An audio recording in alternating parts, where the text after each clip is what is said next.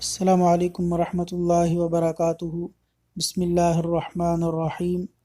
بازار میں داخل ہوتے وقت یہ دعا پڑھیں۔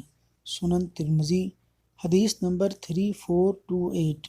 رسول اللہ صلی اللہ علیہ وسلم نے فرمایا، جو شخص بازار میں داخل ہو اور یہ دعا پڑھے، اللہ اس کے نامہ اعمال میں 10 لاکھ نیکیاں لکھتا ہے، اس سے 10 لاکھ برائیاں مٹاتا ہے اور اس کے 10 لاکھ درجات بلند کرتا ہے۔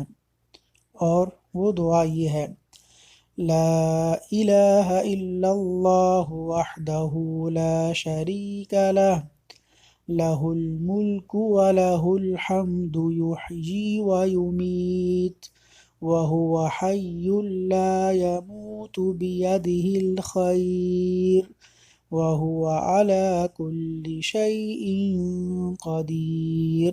اللہ تعالیٰ عمل کی توفیق عطا فرمائے۔